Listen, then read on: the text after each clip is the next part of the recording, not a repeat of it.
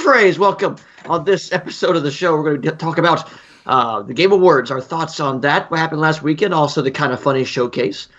We're also going to talk about Nintendo's latest release and its biggest mega franchise out there, and more.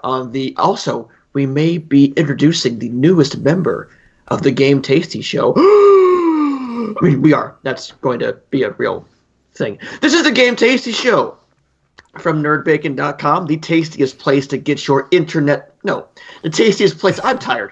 The tastiest place to get your video game fix on the internet. I am Jeff Roth, editor at NerdBacon.com. I'm Dave the Watchman, keeper of all things at NerdBacon.com. And I'm Level Up Justin with NerdBacon.com. And much like this can of Barks cream soda, it's good. Nice. That's the catchphrase. It's good. It's good.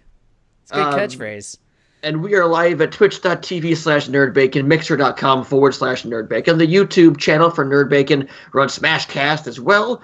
And, of course, your audio form on Spotify, Anchor, Stitcher, Podbean. Wherever you get your audio podcast, you will find us. We are everywhere, much like Super Smash Bros. Ultimate is. But, gentlemen, we also, I was just going to say, we also just added a new affiliate. This is from... As far as our audio podcast goes, we are now on Castbox.fm. Very nice. See, we are expanding. The Bacon Brigade is expanding. Thanks, guys. Justin is currently playing Smash, so he'll be distracted. Stop playing Smash. No, I'm not playing Smash. Stop it. I'm turning my computer on. Okay.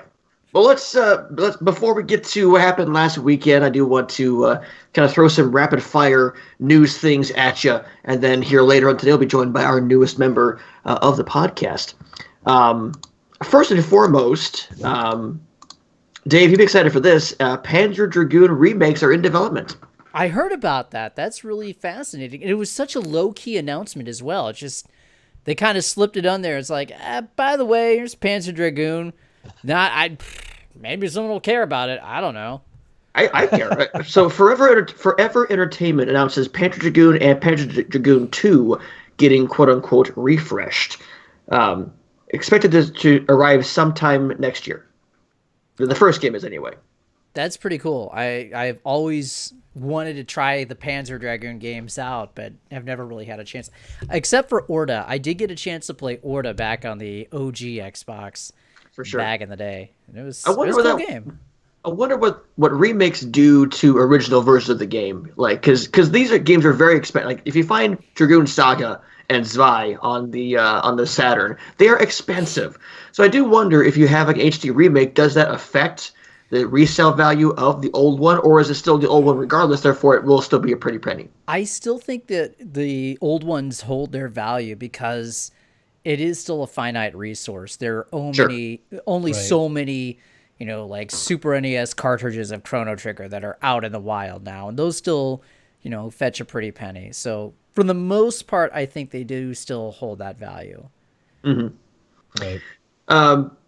Epic Games, obviously the Epic Games Store is now a real thing that people can get games off of, which is insane. It's another Steam-like things out there right now. But Epic did pull the trilogy of the Infinity Blade games off the App Store. All three of them are now off the App Store, which if you have them downloaded, good for you. They're great games. But they're going to focus on... Robo Justin's here. We must soldier on. So they're focusing on... They're focusing on the J.J. Abrams / Bad Robot game Spyjinx, as well as Fortnite, obviously. Okay. I'm not familiar with what the Blades game was all about, so you'll have to enlighten me a little bit.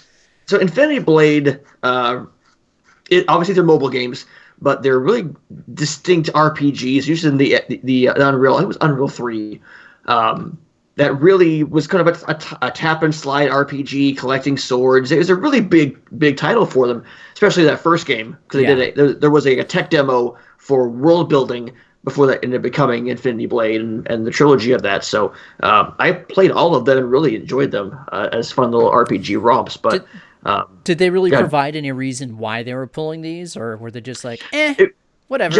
Just the teams that are going to be working on other games. They're working on Spyjinx, working on Fortnite, and they said it was not worth the extra resources, I guess. Yeah, it said it was tough to have the for the size and the resources it would take for to keep that world and the game going, that they weren't going to be able to continue it. Also of note from Epic, they also said that there is no developer work on the Unreal Tournament. Yeah, I was just gonna mention that. So that one's kind of. I don't know if I'd say it's dead, but it's not gonna get any more work done. I don't think they came out and said that it was dead in the water, because I think the community can still obviously make stuff for it, make maps, make gear. So it's kind of up to the fans now to put it through. Now, Epic could come back to it in the future, because it is still a shell that they can come back to and keep working on. But they just said, hey, we're kind of done doing our work to it, so now kind of have fun with it, I guess, which is kind of a bummer, because I didn't really enjoy that. I thought it had some potential. Right.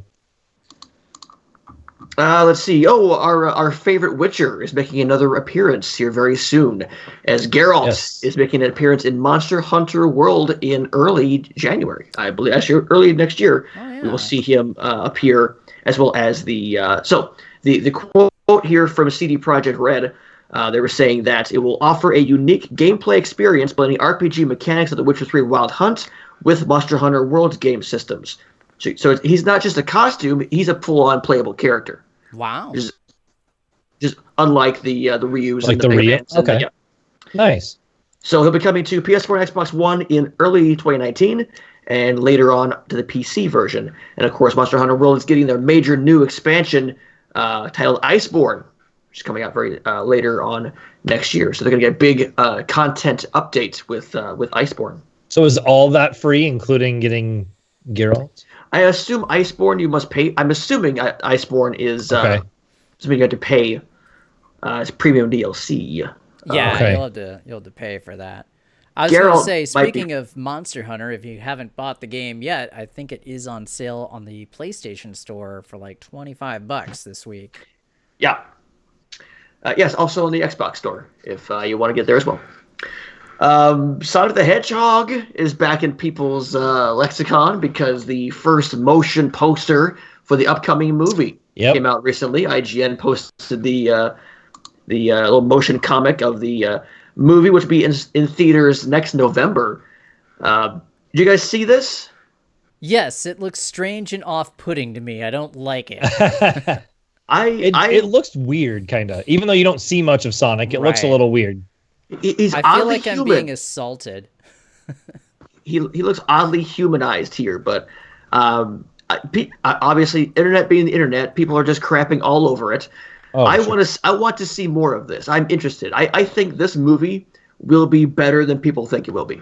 I think you are giving a lot of credit to that movie. I think I'm just a Sonic fan. There's a lot of faith. The only thing that was stopping me from crapping on it right away was like when we first seen the Detective Pikachu trailer, like the way he looked a little more like realistic in the sense that he had like fur. But people were like, well, a hedgehog doesn't have fur, it has quills and all these different things. And I was reading on the internet. And then like he's kind of muscular. This hedgehog. Right. And then it's like muscular and he's jacked. Did you know a hedgehog doesn't wear Snickers? It's just not possible. Yeah, I'm interested. I'm a Sonic fan. I'm interested. I'm interested for sure. Novelty, really. Sure. Also, speaking of video game movies, did you guys know there will be a new Doom movie next year? I don't think I did know that. Yeah, I was reading up on. Someone did a article on the first person section of the first Doom movie. And in that, they said there is a new Doom movie in the works for next year. All right. Huh. I think there's going to be a lot of gaming stuff, a lot of gaming properties that get... Well, if John Cena is playing Duke Nukem... I think that one's going to be really good, actually. That one's going to be great. Yeah. Oh, my God.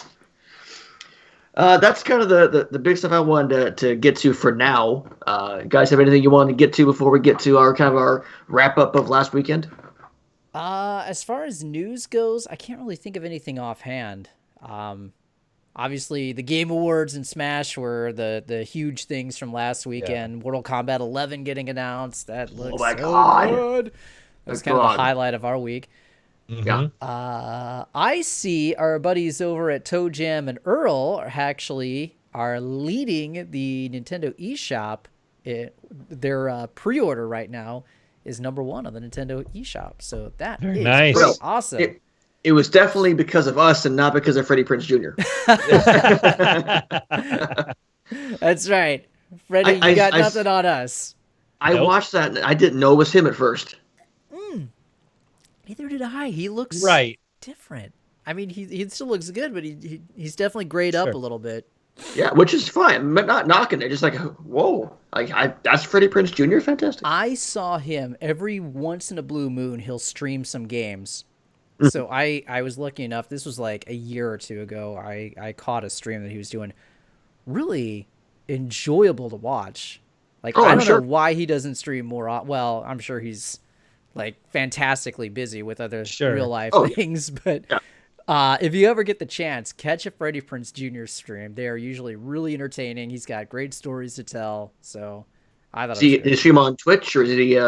Yeah, it was on Twitch. I think everybody had gone to bed. It was just kind of a late night thing. He was just like hanging out, and I don't even remember what he was playing. He was just playing something and talking about old stories from Hollywood.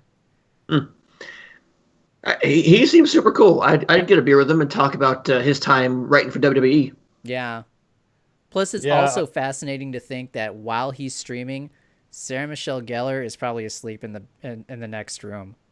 I don't know. That's like creepy fascinating to me.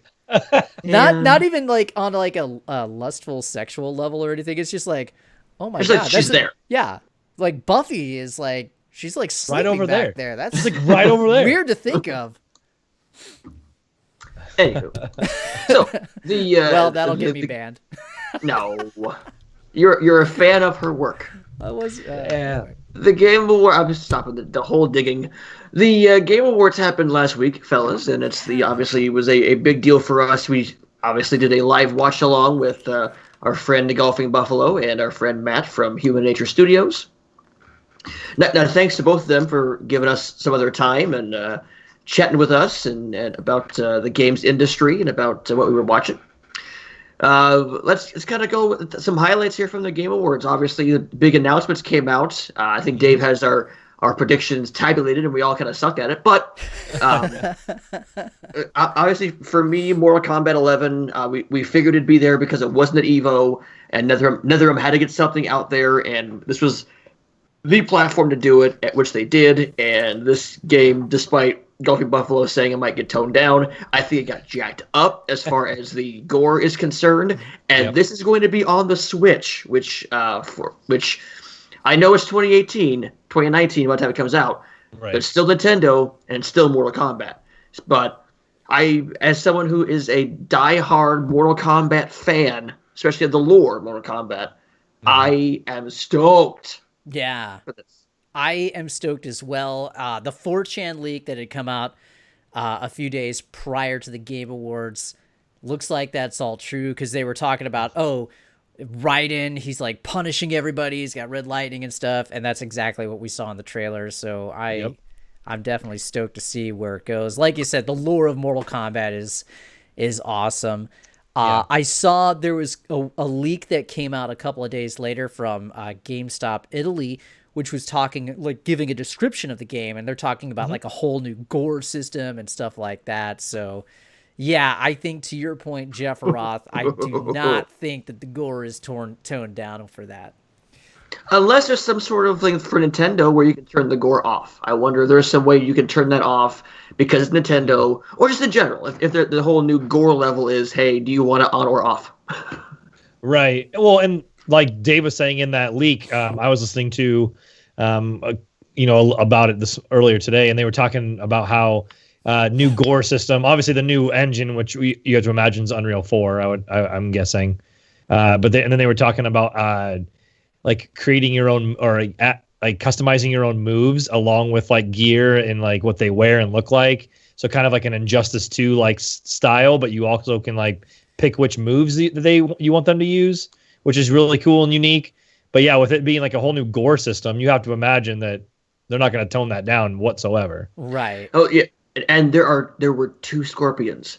Is this time travel? Is this a combination? Is this actually a throwback to 1, 2, and 3 in some way? Because there's all the different Scorpions in there. Will this roster be as big as, say, Armageddon or Smash Ultimate Smash? Like, I have so many questions, and they'll get answered. Some of them will get answered in January at their big reveal event. The time travel or the time bending was part of the GameStop Italy part. So that is part of it. The time bending is part of it. And so that's like that very end of that trailer that we got to see during the Game Awards, not the one that got put out on like YouTube where they added the Shao Kahn pre-order DLC and beta. It finished with that like hourglass and that new looking character, looks like some sort of maybe an elder god possibly.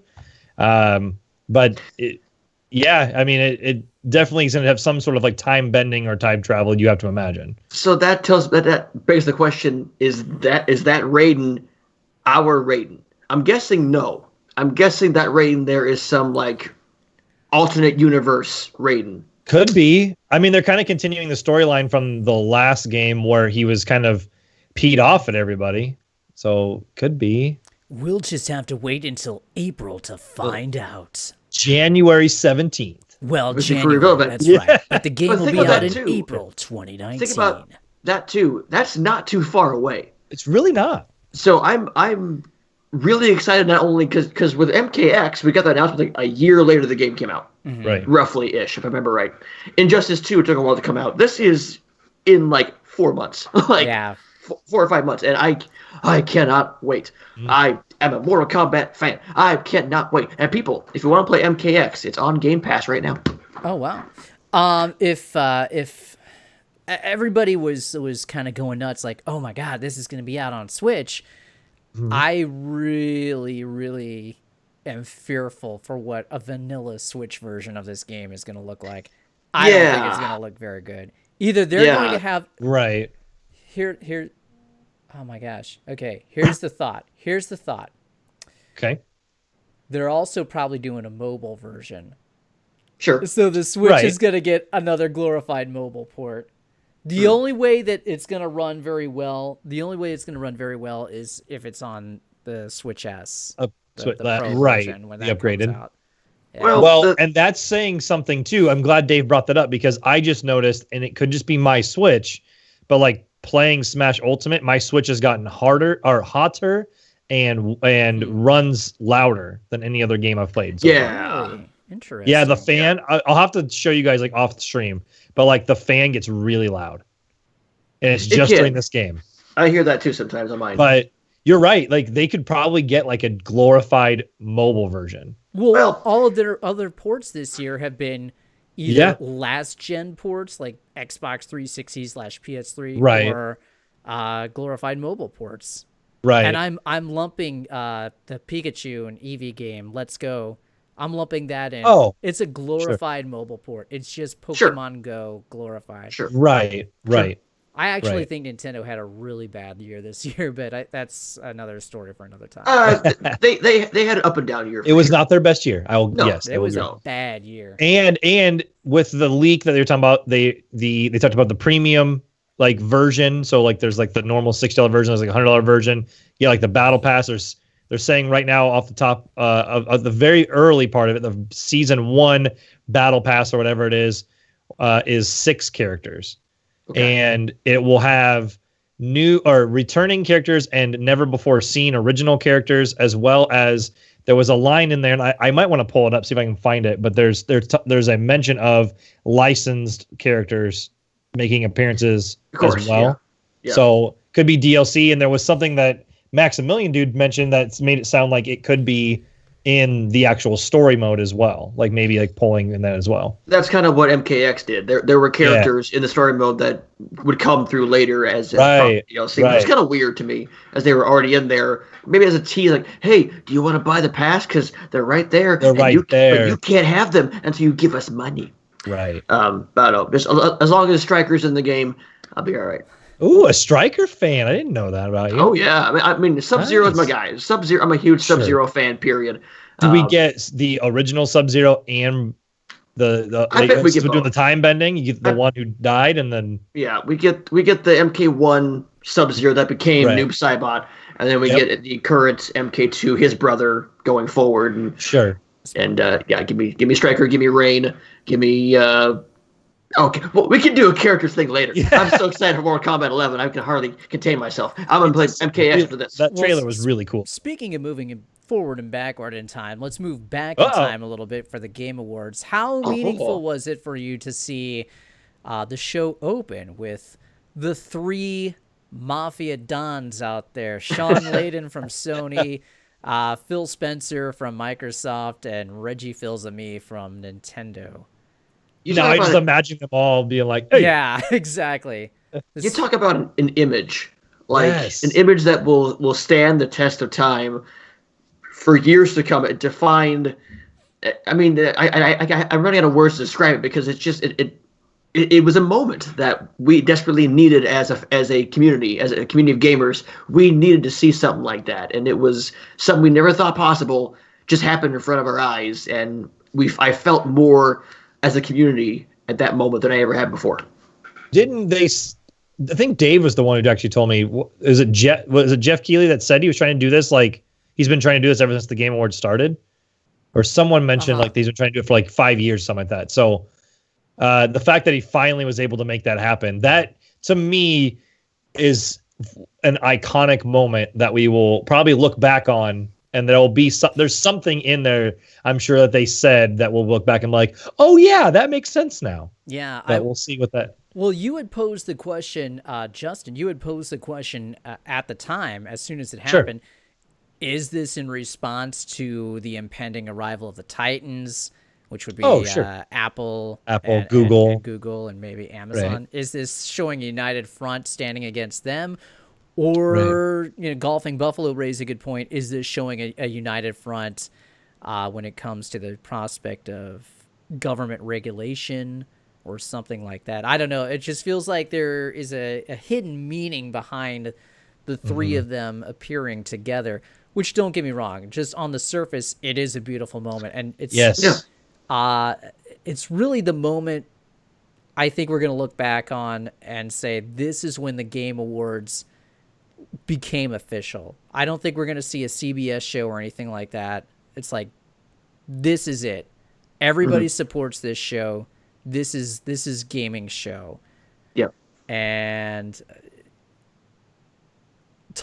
if you want to talk about how surreal it was, it kind of reminds me of when Vince hired Eric Bischoff. After WCW got bought out, and when that episode of Raw when Eric Bischoff gets introduced as the new general manager, and it's just so shocking. Vince and Bischoff hug, and you're just like, how am I witnessing this? It's like this shouldn't be happening. What's going on here? Just imagine how do I feel like Vince, Bischoff, and Heyman at that time, when it was like ECW, for example. Like, this is a very iconic moment, and I'm glad that you reminded me of like the thing that Golfing Buffalo said, as well as what I had posed the question on that same night. They made a comment in there, like, I can't remember which one of the 3, that just basically just said, like, we're here to obviously move the industry forward and welcome all like developers and game makers and people that want to help us, basically do that. Yeah. So kind of, I that's where I got that sense of like, hey, Apple, Google, like if we're gonna do this, even if it's just like, hey, let's do this the right way. Like let's not butt heads, maybe not though. Yeah, don't muscle us out. There's a whole lot of ways that they could be interpreted. Yeah. Very cool moment though. Yeah. Very cool moment. I'd really like to get the inside story. I would love to get it directly from Jeff Keighley, but I would like Jeff Keighley to eventually sit down with some outlet and give the inside story of how this moment got put together. This is why we need more documentary filmmakers out there to document these events. Like, we need that behind-the-scenes look at how Jeff Keighley puts together a Game Awards. Because we get all the tweets throughout the year, that it's hard work and he's got all this stuff planned, but we need to see that on film. We need to see all the calls that he's making and all the legwork that he's doing 365 or 364 days a year so we can get to 365. We need stuff like that for putting together E3. Like if we followed around Nintendo or Sony or Microsoft and see how an E3 event is put together, I think that would be fascinating. I want to see them follow, Mr. Wizard around and see how we put together Evo each year. Yeah. And the meetings that they have. Just give us those inside looks. We need more documentaries like that. And we need more documentaries for the favorite games that we played. I'm so sick of all these special editions with all these, different colored guns and stuff like that. I don't care about any of that stuff. You want to get me to pay $100 for a game?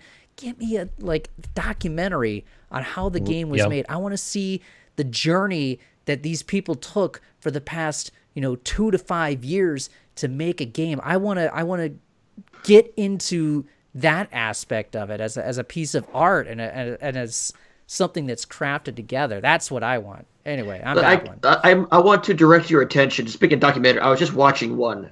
Big shout out to it's a YouTube channel called NoClip. It's done by Daniel Dwyer, who used to work at GameSpot. I was just watching the one where he covered Half-Life and like the span of Half-Life and Half-Life 2, people who worked on it, people who had their life affected by it, and the future of Half-Life. It's really astounding. The stuff he's doing with NoClip is astounding. And if you want some good game documentaries, I would check that out immediately because it's good stuff. Yeah, I agree 100%. His stuff is really, really well done. And just to kind of prove your point too, Dave, back when Halo 5 came out, I don't know if either of you watched, but like at first when it was revealed, I was like, oh, cool, another Halo game. I wasn't sure how to feel about it, but then they did the documentaries and it was in pieces and parts, and they put it on the Halo Waypoint app on the Xbox. And I watched every episode and I got more and more hype as it went on. Yep. And I didn't have to pay anything for it, but man, I would have had they put that in the collector's edition. Oh, heck yeah. And it made me so hyped for that game because I got to see them like have fun and what, like, for example, like what their that one shot mode that's like the 5-on-5, you know what I'm talking about, Jeff? Where like you float, jump in and then like basically like one hit takes you out, and it's like rapid fire. Sure. They got it from they went paintballing. Yeah. But they showed that and they explained like it was really cool and really well done. So I just want to kind of prove your point, like that we do need that. That would be really cool to have. Yeah, that and more canvas bags. Yeah, we need some canvas bags that actually show up as nylon bags, but then become canvas bags. And then less security leaks. We we need more Bethesda screw ups to keep us talking throughout the year. Oh man, just don't screw up Doom. Just don't screw up Doom. Don't screw up Doom. Don't screw up Doom. Next announcement I wanted to talk about is concerning Smash. Because we were all so eloquent when we saw it happening live. Joker, no, not that Joker, the Joker from Persona 5, is joining the cast of Super Smash Bros. Ultimate as the first member of the DLC outside of Piranha Plant. As excited as I am for Joker the character, I am more excited for the stage and all the fantastic music they're going to throw in there from Persona. Oh, yeah. And the other thing I'd say I'm really, really super excited for is what this means going forward, the next four. Right. Because this really kind of set the groundwork. And Reggie even said, like, this is where we want to go with these DLC fighters. People you would not expect to be in Smash. Sure. Which gets my mind racing to Diva, to Goku, to Spyro, to Crash, to Banjo. The possibility. Like this first piece of DLC is great, but it also just blows the doors off the hinges and says anything is possible. If you want to have Kenny Omega in here, how cool would that be? if TMNT showed up in Smash, boom.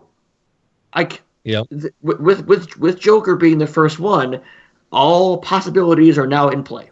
And it's surprising because they said straight up Nintendo was the one making the decisions on these first five or these next five, not Sakurai, not anybody else on the team, just Nintendo. Okay, which is Sakurai. Well, it made me nervous at first, right? Because I'm like, oh great, we're gonna get Piranha Plant and Goomba and not that Dry Bones wouldn't be cool, but like those kind of characters, right? Monty Mole and right. No, we got Don't freaking you speak Joker. ill of Monty Mole. Birdo. We got Dry Bones from so we're not gonna get Dry Bones. We're getting Joker from Persona 5, which is a game that's exclusively on the PlayStation. PS4. Yep. It's not on Nintendo yet. Not saying it's not coming. Well, but it's unique, right? He is part of Persona Q2, which will be on the 3DS. Yes, but when they showed that screen, it was Smash Bros. Cross Persona 5. Right. So, assumingly, we're getting a Persona 5 on the Switch at some point next year.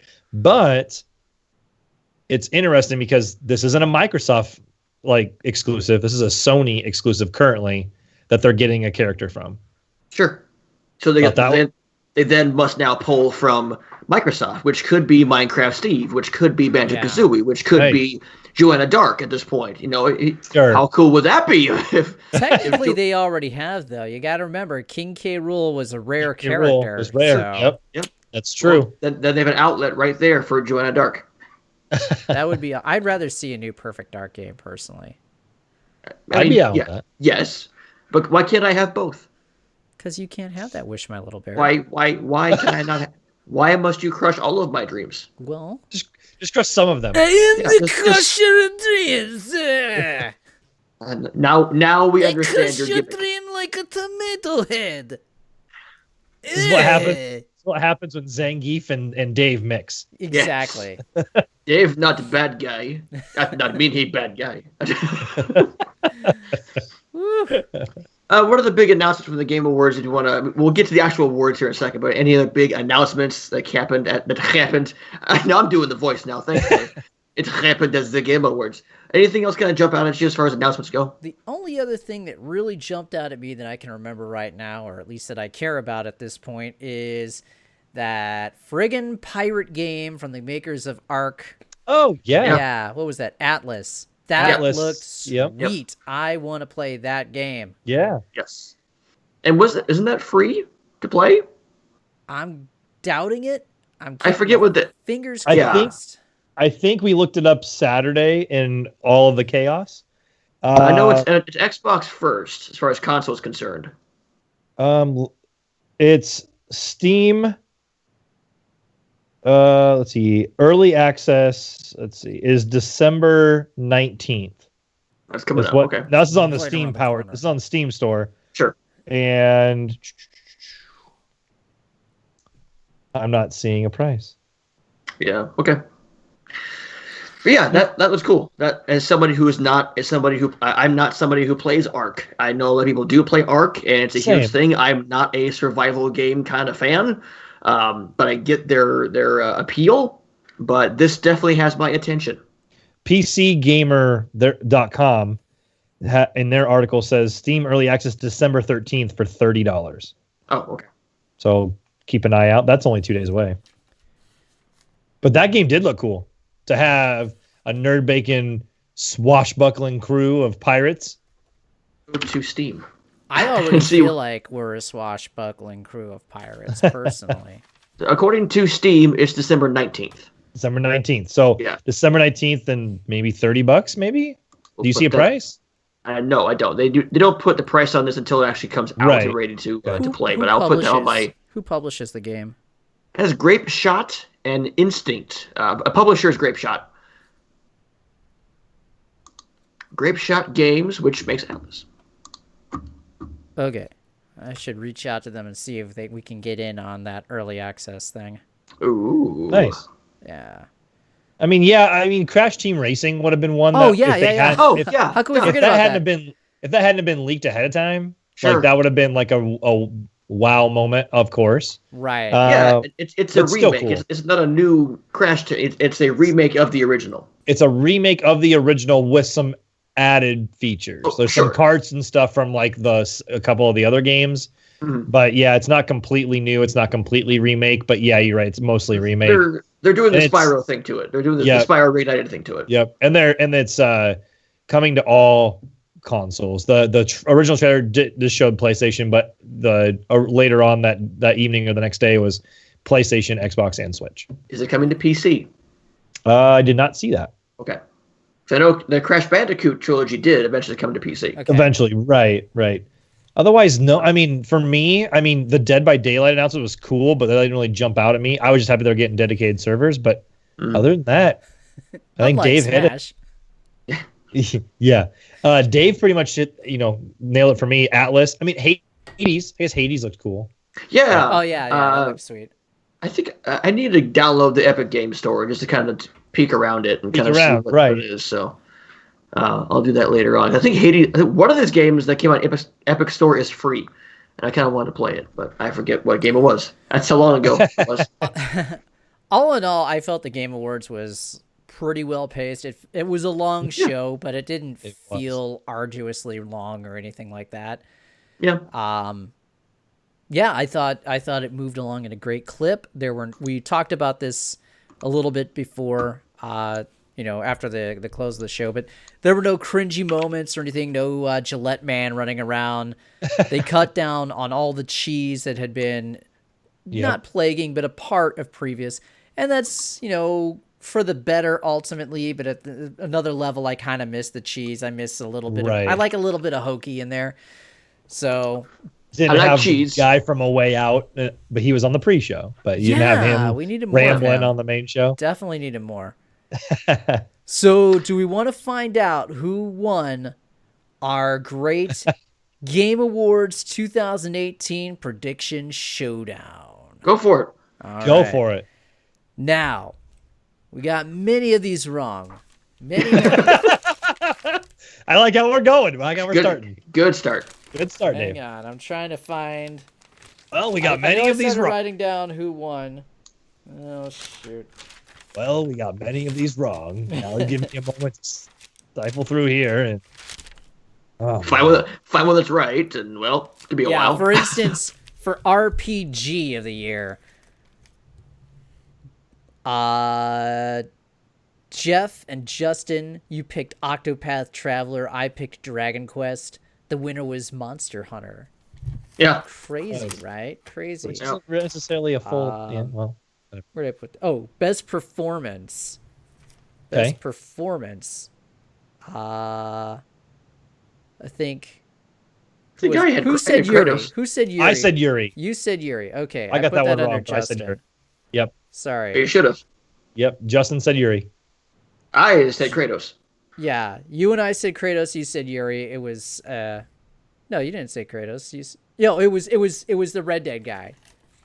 So anyway, to sum this up, I am showing that Jeff, you got 4 predictions right. Yeah. Woo! See, I'm an expert. As far as the winning categories. Yeah. Justin, you beat him. You got 7 right. I beat you all. I got 9 right. Oh, I'm the winner! But what's funny is that Dave got us mixed up, so we don't know if we actually would have beat him because we're in different columns. Results at all.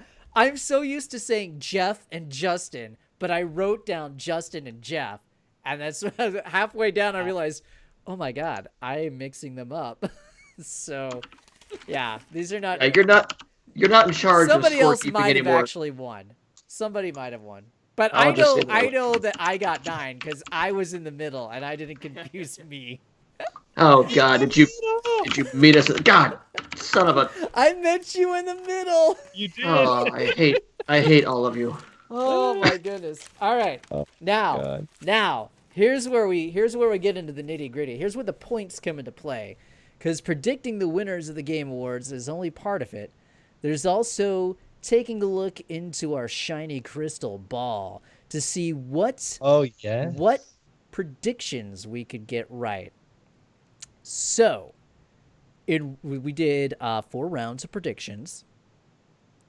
In round 1, Jeff and Justin and I all predicted we would see Mortal Kombat 11. And we did. Hey, however, we got one. However, I also added a double or nothing bet, which said that we would see an HD remake of Mortal Kombat, and we did not. Finish him. Jeff and Justin both earned points on that. Yeah. I earned nothing. You got nothing. Nothing. In round 2, Jeff, Hi. you said we were going to receive a release date for Death Stranding. We didn't even see it. We did not see that. Swung for the fences there, I didn't see that at all, though. My back hurt. I swung so hard. I predicted we would see an announcement of a Modern Warfare 2 remake. Oh. We did not see it. Justin, you predicted that we would see a trailer for the new game version of the Avengers. We did not see it. Now, here is where I'm going to throw it to you, Jeff, and you in the chat as well, if anybody wants to chime in. Oh, boy. There was a surprise trailer for the Nintendo Switch for Marvel Ultimate Alliance 3. Yeah, my God. That one's being developed by Team Ninja. WTF. Yeah. What? Crazy. Yeah. So, since we did see some Avengers action, although it wasn't Square Enix's Avengers game, but it was still Avengers, should we give Justin half a point for at least scoring a little bit on Avengers? Half a point. Yeah, half a point. I'll give him a half because of Marvel, and I was going to give you a full point, but then I went. All right. We also have in the chat, they want to count it. So half a point for Justin. Woo. Now, in round 3, Jeff, you said we would go beyond all trailers. And we would see a new trailer for Beyond Good and Evil 2. Boy. We did not see it. You charged up that Smash. Stuff there. But there was a new gameplay demonstration revealed just this week for Beyond Good and Evil 2. It was all 20 minutes of gameplay. God, so, I was off by a couple days. Will you reciprocate the half-point graciousness that Jeff gave to you because we did see some Beyond Good and Evil 2 during this Game Awards week? I would give him half a point. It wasn't during the show, but I'll be nice and give him half a point. All right. Yeah. All right. Take that, sons of... Justin, in round 3... Nope. You said, I'm going to go to the safety. I'm going to go to the game prediction annuities here. Get my safety net out. We're going to see Metroid Prime 4. Sure didn't. We did not see it. So much Nor for that was there damn anything safety. else Metroid related, so there's no half a point. Nope. I think Samus was there in some capacity because of Smash Brothers. She wasn't. She wasn't. Okay. I wouldn't even give myself a half a point. I don't even think her voice actress was there. I wouldn't even give myself half a point. So, in round 3, said we would see our first Smash DLC character revealed, and it would be Banjo-Kazooie. See, you go. You get it right, and then the last second you go too far. It did not happen, but we did see the first DLC character, and that was unfortunately Nintendo's only announcement of the night. So, half a point. Half a point? I'll give you half a point. Yeah. Yeah. You got it. I mean, if you wouldn't have said Banjo, you get a full point. Yeah. So now it's like none of us got an extra half point. It's like none of us got the half point. Doesn't matter. Throw it away. All right. I'm still winning with 1. I have 1.5. You should have 1.5. It's 1.5. Yeah. Jeff has 1.5. Justin has 1.5. Okay, I've got 0.5. Yeah. Oh. All right. Round 4. This was the final round. Wait, didn't you get MK? Or did you not give yourself a point for the first one? I had the double or nothing a modifier on it. Oh, that's right. Sorry, the double. Nothing. I forgot about the double or nothing. Yeah. I was about to be generous and throw another half point out there. Oh boy. In round 3, Jeff. Are we at 3 or 4? Oh, I'm sorry, round 4. Thank you. Thank you. In round 4, Jeff said, "This is it. After like 2 or 3 years, we're finally going to see a new trailer for Final Fantasy VII Remake. We did not see it." Not see that. Nope. And might never see that. It exists. I swear that game exists. Justin. Are we sure? Justin. You didn't swing and whip as much as I did here. Justin bought a plane ticket to Topeka, and then he took a bus down, and then he hiked through a wheat field to get into a small unmarked town called Crazy Town, USA. I did. And in It's round not too 4, far. Justin, going all or nothing, said, "Damn it. You said damn it. We are going to see EA come out, and they are just going to say the words NCAA football." I'm so glad I did that prediction. It's the best prediction of the year. Yes. Because it's so wrong. Yes. So nice. But it was so good. But wait, I got to officially say, we did not see it. No, we didn't. We didn't. Wrong. And in round 4, I joined you in Crazy Town. You did. We shared a room and split a breakfast. Like Evo all over again. There were mimosas involved. I said Gabe Newell would, Oh, jeez.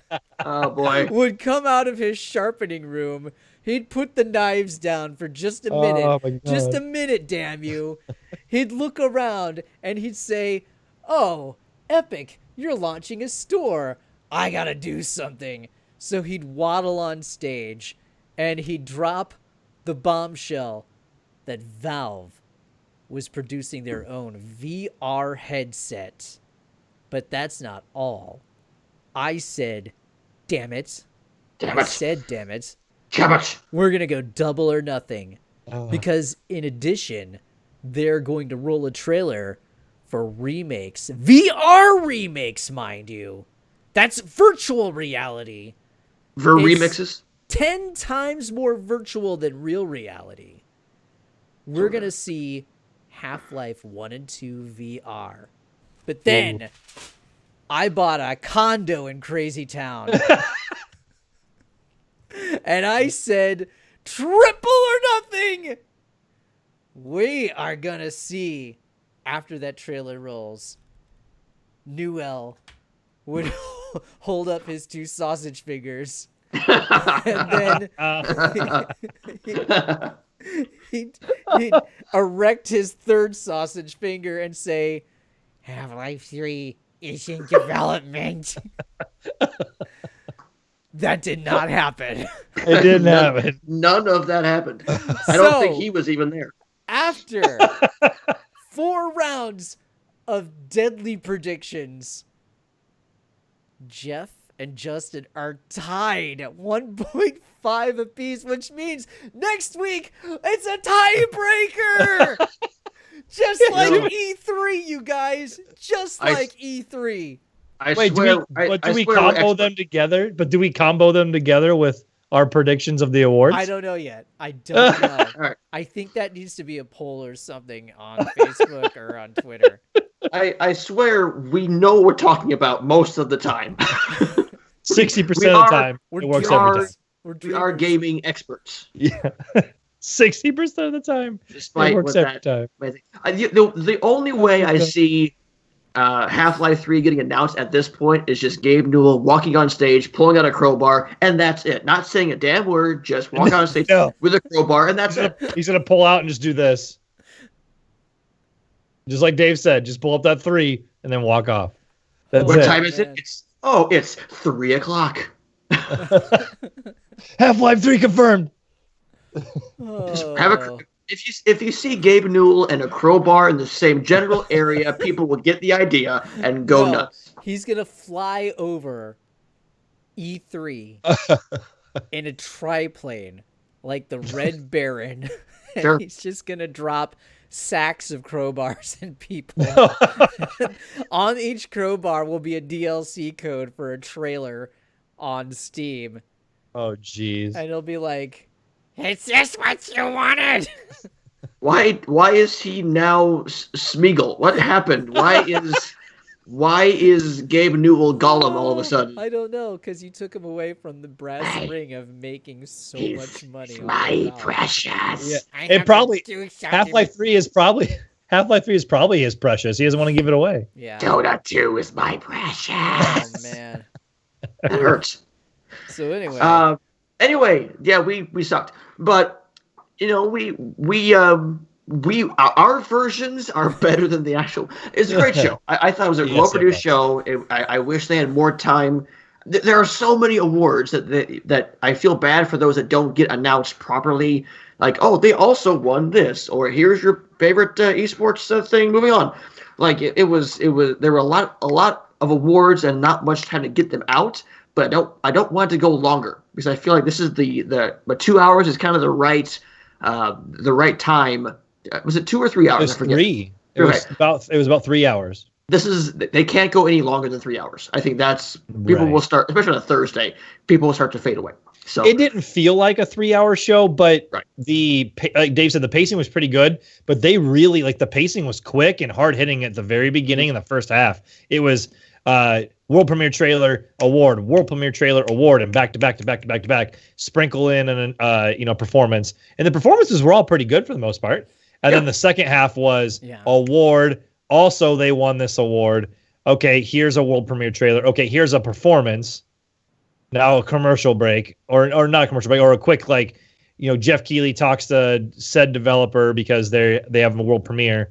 So it got a little bit long in the tooth, towards the end, but overall it was probably the best Game Awards show to date. But he's going to make it better every year. Yeah, I will say the stage performance by the group that did the Devil May Cry song, that was weird. Yeah, it's a good song, but boy, that was just awkward. That was not metal to me. I didn't understand it. It was all right, but I was in the bathroom for half of it. It's a good song. I want to hear that song on Spotify or something, but the performance. Spotify. We can find us. You can find us on there at Spotify too. You can find us there. Yeah, you can listen to the show on Spotify. Yeah, that's right. You can. Yeah, after you listen to that song. I don't know. You listen to us and listen to that song. How am I going to come up with a proper tiebreaker for you guys? Oh, don't worry. I'm sure we'll think of something next Monday. Well, let's see. The E3 tiebreaker was predicting the plot of Death Stranding. Yeah.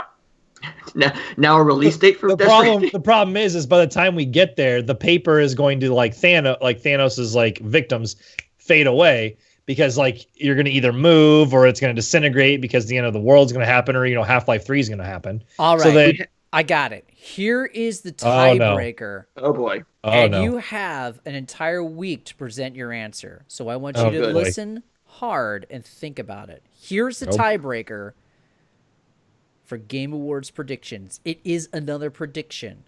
Oh, good. Okay. It is a 2019 prediction. So you're going to have to get your prognostication panties on. Oh, I want to predict last year. Yes. I want to predict 2020. No. No. In the year 2019, not a leap year, so 365 days. Got it. Throughout the year 2019, when all is said and done, when the clock is ready to roll into 2020, kicking off a new decade, when we look back on 2019, what will the controversy be that will have Reset Era the most upset in 2019? Oh, my God. What will Reset Era be the most pissed about? Everything. I win. Nope. You've got to come up with something. Video games. You've got to come up with something. You have 1 week. I need Their to write mom's this basement down. smelled. Hang on. Tiebreaker. Oh, God. Oh, man. While he's writing that down, the one thing, because we need to discuss more things, the last bit I wanted to get to about Game Awards, obviously the Game of the Year was announced, and out of the wonderful titles that we got this year, the Game Award went to God of War. Yep. And kind of our thoughts on that. This makes me really happy. I am somebody who has been, excited and stressed out and stoked for Red Dead Redemption 2, and I've been gushing about it. And I think it might be because it is, so fresh in my mind as opposed to God of War back in February. I since had moved on to other games. But God of War absolutely 1,000% deserved the award for Game of the Year. Says you. And the Academy. God of War is great. It's definitely a deserving title. I mean, yeah. All of the nominees were phenomenal titles. Yeah, could exactly. win in any year. So really, you couldn't lose with any that had been picked except for Assassin's Creed, which screw that game. But all the rest of them, yeah, I think they were great. Yeah, I think it was in my opinion, I feel like that was the right game that won, but also, like you said, any of these games could have won, and it would have made a lot of sense. If Red Dead had taken home and became the Red Dead show, it would have been no surprise. We all were, at that point, pretty much thinking it. Yep. I think the only game that would have surprised me had they said it won Game of the Year would have been Celeste, only because of, it being an indie title. But even then, like, everything I've seen about the game is phenomenal. So, yeah, hats off to everybody who made every single one of those games, and the team over there at Santa Monica Studios who did God of War. Well deserved. This makes me want to ask you both a philosophical question. Okay. Is there a scenario where an indie game could win Game of the Year over the big studios? Is there a Mighty Mouse equivalent? Is there a scenario where that could happen? I think so. I mean... And what would it take? Yeah, I think an indie game could win. An end of a console generation, maybe? Or because, we're getting down to the end of console generations, maybe something that's really ambitious, and kind of getting into the part of an end of a console generation when maybe the heavy hitters aren't as prevalent. I don't know. I mean, that's the only thing I can think of on the top of my head without really getting deep into it. But I really do think that an indie game could win at some point. Especially look at the indie games we have. Sure. Yeah, we're still in the indie game boom. You're still seeing fantastic work from studios as small as one person. Like and we got to see like one of those games at Evo. Of people who are, it's a one person studio making fantastic indie games. So that is a real thing. Right. I'm assuming by the stream here, we're going to be bringing in our newest member of the podcast, perhaps. Yeah. Never mind the person behind the black screen. I promise you we're all here. We are just being very stealthy. We're not bringing stealth in.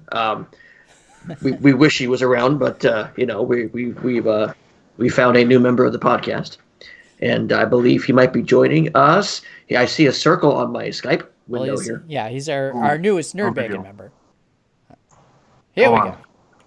Oh, there he is. Oh, hey. What's going on? Not much. Brandon, welcome to the Game Tasty Show, and welcome to NerdBacon. How's it going? Thanks. Good. It's nice to have to just text and hope you see me. Yep, we see you, we hear you. Damn it, we almost feel you. Okay, so I have two questions for you that I will ask you in my voice of Arnold. Who are you, and what do you do? I am the Cell Runner, and I mostly play video games based on racing. So yeah, if you watch my Twitch right now or YouTube or whatever, I am mostly doing Forza Motorsport 7, Forza Horizon 4, and Dirt Rally as of recent years. So pretty much anything that's racing, that's what I do. People welcome him. Why is Forza such a bad game? Forza's a bad game? I'm just kidding.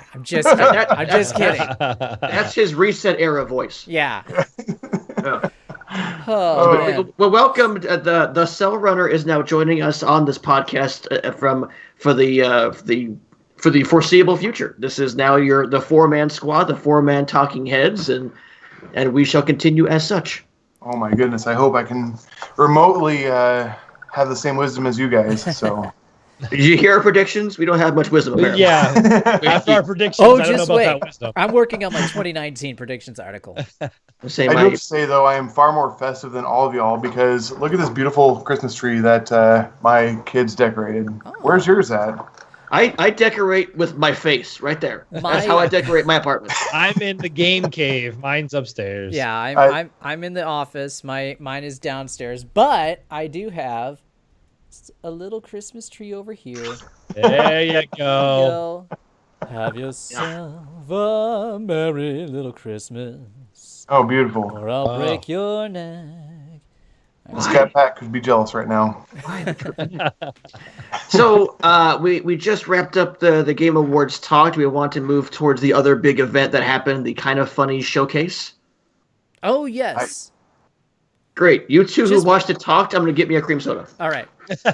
Really, I mean, we don't have to spend much time on this. The Kind of Funny showcase, it was really cool. I mean, we offered some thoughts at the end of the stream on Saturday, but my internet was being throttled by Mediacom, so throttled. It was being something was going on. Yeah. Throttled. Anywho. So they showed off 69 games. They were mostly independent games. Nice. Until the very end when we got a new trailer for Justice. It's that game based That looks great. Oh, it's that Sega game. It's great. Based off of the Yakuza engine. It looks so good. I'm so pumped for this game in 2019. But yeah, it was done as a pre-recorded direct style presentation. And it was just rapid fire. They had little vignettes, after every few trailers to kind of break things up. It would be Greg Miller and Tim Geddes kind of at different outdoor locations and stuff. So it was kind of a cool, little way to break up just like the rapid fire succession of trailers. Good thinking on their part. Didn't drag at all. I mean, you got hour and 10, hour 15. You got a little bit of a dip at some points. They had, some cool looking games that dropped that day. I can't really think of any huge Windjammers Physical. Windjammers Physical. There you go. There was a lot of really, really cool trailers, a lot of unique stuff. Probably nothing that we didn't expect. I mean, like we said, it was overly just indie trailer after indie trailer. Which did have fine. A couple. Yeah, there's nothing wrong with that at all. Yep. I feel like this was really well done, and for the most part, I feel like for the people in the industry that were watching, hopefully some of these larger companies maybe just take a few notes away from it because, like you said, it really didn't drag on for the hour and 10, hour and 15. Small lull about the 40, 45-minute mark. But overall, really well done. It was pre-recorded, but it felt really fun and natural for the most part. I know Dave and I both were talking about a couple of the betas that were or getting ready to start a couple of the games that we got into, like Not My Car. Yep. I believe was one of them. Not My Car, which is exactly like Fortnite, just in vehicles. And it's essentially what we were talking about last week. Yeah, but it's not as fun as what I was thinking it would be. Oh. I don't know. I didn't give it a little more time. Storm Divers, another battle royale. That game looks cool. I haven't played it. I need to get in there. Same. But then, we had everything from Super Meat Boy Forever. Yes. At Sundown, which Jeff and I played at Evo. That was fun. That game is cool. Toe Jam and Earl with Freddie Prinze Jr. And down to the games like Motorball, which is like a top-down Rocket League. Yeah. That looks cool. I want in on that. Yep. You took much better notes than I did. Sorry, I was trying to be productive. I appreciate that. I was fuming inside because of the internet issue. I know. I felt terrible because we started so strong too. Yeah. And Then there was that Long Gone Days, which really piqued Dave's interest. The politically fueled army RPG. And then no way, no. And the only other one that the Windjammers, but the Log Jammers. It was called Log Jammers. Yeah. Yeah, Log Jammers. I need to reach out to Frankie about this. Really cool. I must have missed that one. I don't remember that one at all. Yeah, it's a really unique. You'll have to look this one up. It looked really cool. If it's like Windjammers, sold. I know. Oh, The Messenger had free DLC coming out late in 2019. They had a kind of funny themed Guacamelee DLC, which came out that day. There's a little bit of everything. There was some really cool stuff in there. So, unfortunately, I don't know how well our stream turned out. No, it was bad. I tried watching the YouTube redo, and it's. I was going to say I go back. I hid the videos because it's just unwatchable. A formal apology was presented, so that's all that needs to be said. Yeah, sure. And I would say go back and watch it, but at this point, just go watch the Kind of Funny Game Showcase. I'm sure it's out there somewhere. You can take a look at it. Yeah. So, I think the bottom line, the point that I want to just get across, and then we can move on. I'll be right back. Yeah, the point that I would want to get across was it was an extremely well done show for its inaugural show.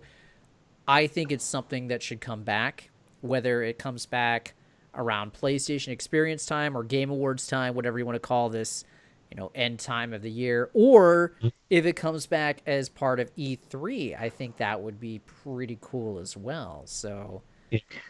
Where do you think it could have the most success? I mean, you see it coming back. Obviously, a lot of time and money goes into the production of this sort of thing.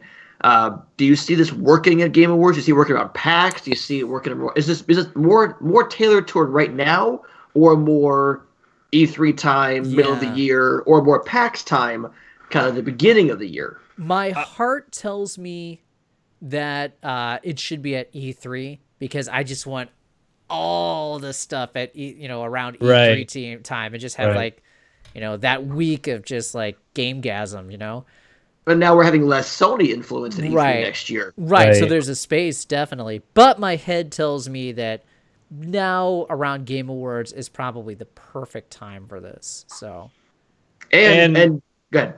I was gonna say, and I know Greg Miller had mentioned why he wanted to do it and why he would like to keep doing it going forward. It was straight up just once Sony announced they weren't going to do PlayStation Experience or PSX, they were just like, well, that sucks because usually there's the Game Awards and then just after or like right around that same point, you have like that hodgepodge of games that can be announced, like the indie stuff and all that, to kind of send the year home.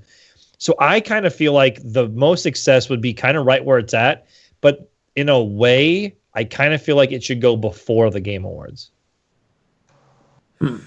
Just because of the titles they focused on, because I felt like it was kind of like I got all those big reveals like Mortal Kombat and Joker and from Persona being in Smash and all this talk about the big heavy hitters that like it wasn't that it was underwhelming, but like I didn't come away from it like remembering as many games as I think I would have at it came maybe before, but maybe I'm wrong.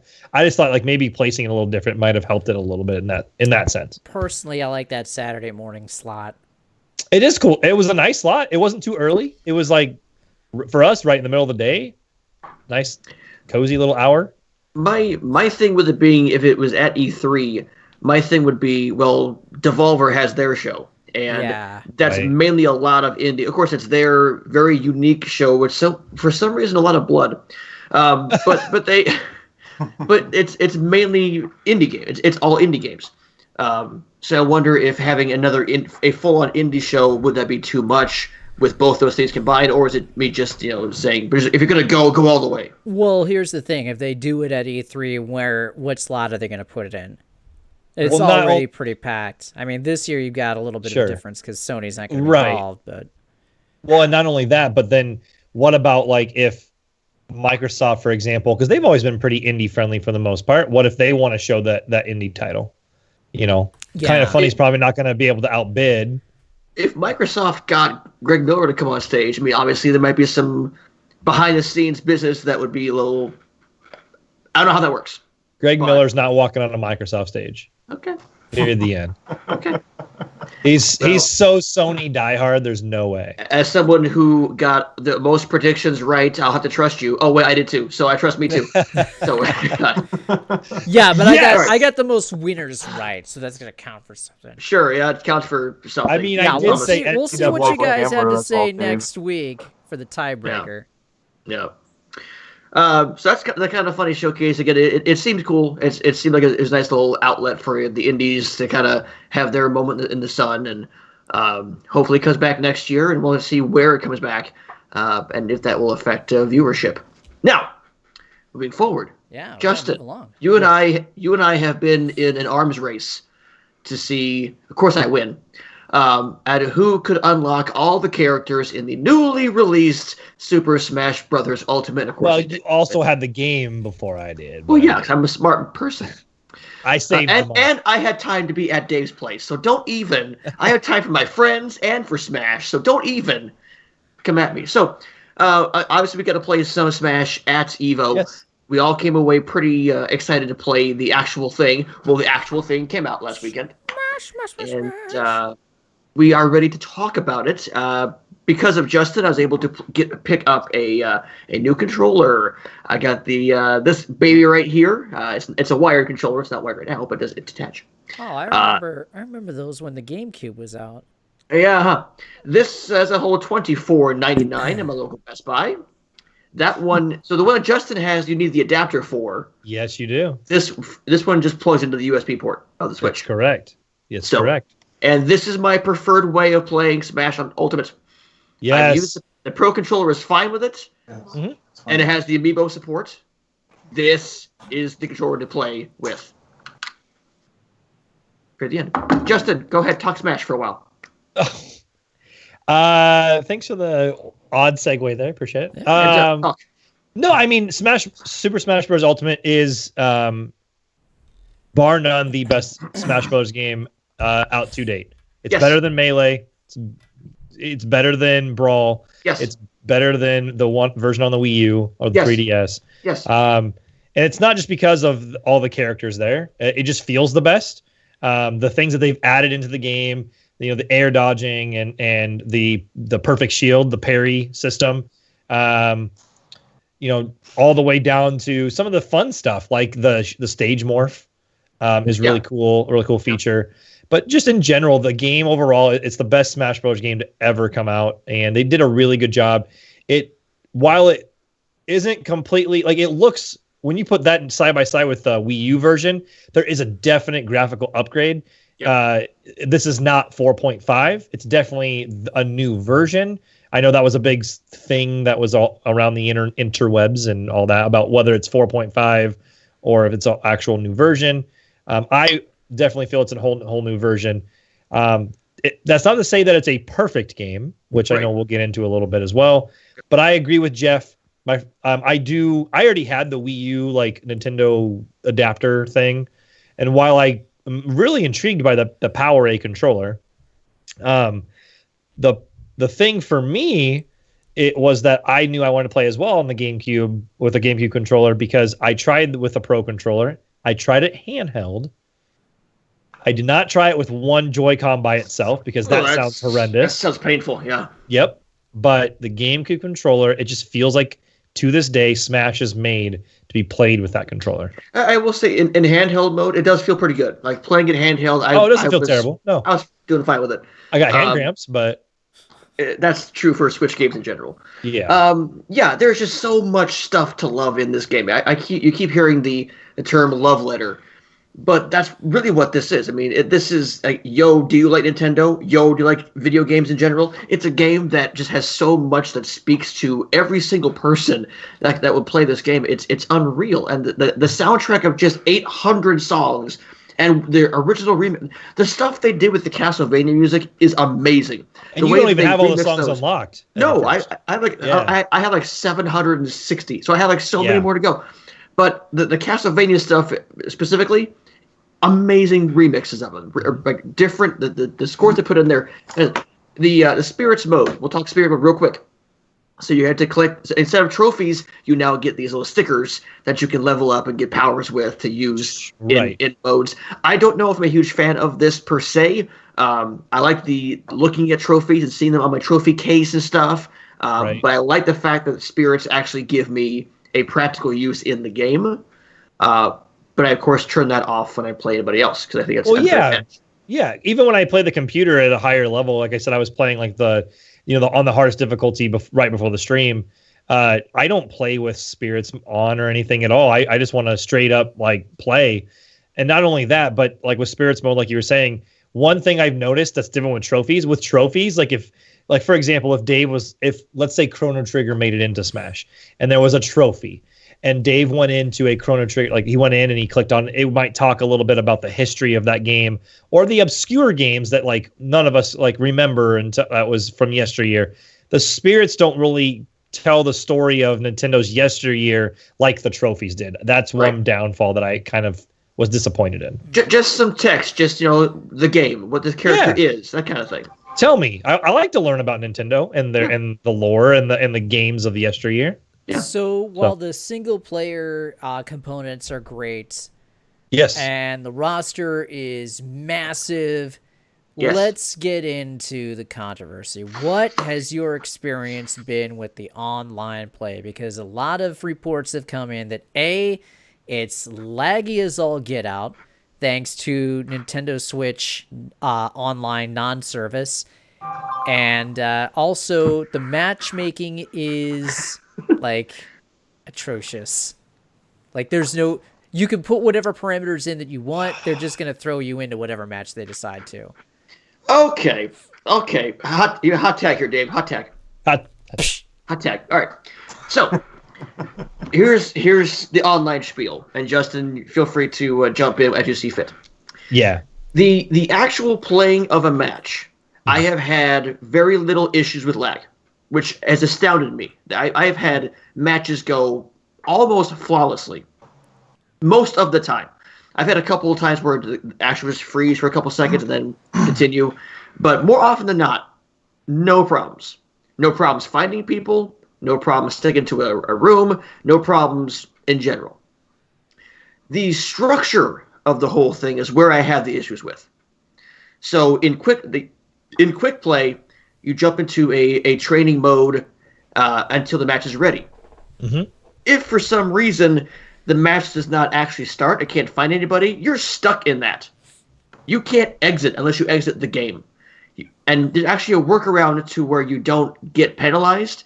If you put the Switch in sleep mode and you come back, it'll crash out to the main online hub, which is bad. Yes. Also, you don't want to get penalized. That's bad. Right. Okay. Also, when you finish a match, if you hit rematch, you're stuck with that character. So if you hit rematch, other people. That's been a trend in fighting games, though.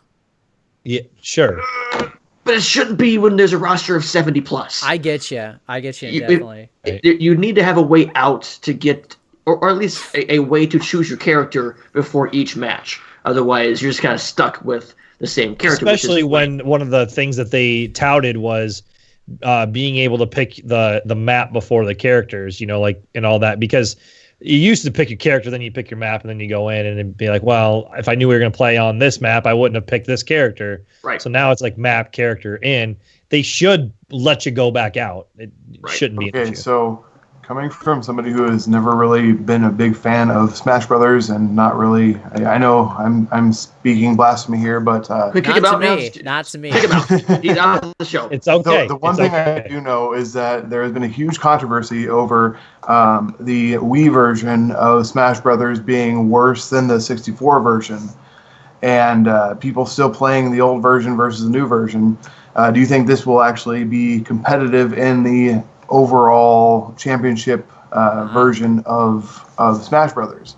I think it will, because Nintendo will deem it so. I think Nintendo will say, okay, we're not, they have said as much. We're not supporting Melee anymore. We're going forward with Ultimate because everybody's here. Like everything you wanted from those games, here. It's all in one package here. Well, so you're referencing. Is it, or are there still components that are missing right now? So you're referencing Melee versus Ultimate, right? That's what you're talking about? Okay. I mean, I'm not 100% sure, but I do remember hearing this over a while ago. So. Well, shoot, it's been a controversy for a few years now because there was 2 games at EVO for the last few years. So, this should be the only Smash game at EVO. Yeah. That's coming from, like, whether I liked this game or not, this should be the only game at EVO. Right. Like, Melee should be done. Because Melee players are playing this game online, streaming, like, against each other, with each other. Like, I watched the Melee... on each other. Yeah, on each other, like, around each other. Like, anyway, I watched the 2018 EVO Melee champion, Leffen, play the Smash 4 like God, Zero, today, actually. Well, it was the recording of it. And so, like, Armada and Mango and Hungry Box, they're all playing Ultimate. And they're enjoying it for what I'm hearing. They're enjoying it for the most part. Yeah. Now, yes, it should be. It shouldn't even be a controversy. It should just be, like you said, Nintendo is no longer supporting Melee. Ultimate is it going forward. This game, maybe not quite as fast as Melee, but it is everything Melee was and more. Wow. To continue on the online, if I may, unless you had a point there, Dave, to get to. No. Yeah, I do have a point. It's funny that you mentioned Leffen, because Leffen also was on Twitter saying that the online was terrible, that it was actually unplayable. I don't remember the exact quote. I don't have it in front of me. Right. That's what he said. But he said it's just absolutely garbage. The tweet that I saw, he's saying this is the only game where Mario and Joker and Cloud and Snake can all be fighting with Pokemon balls and trophies going off when all 4 of them chose 1v1, no items.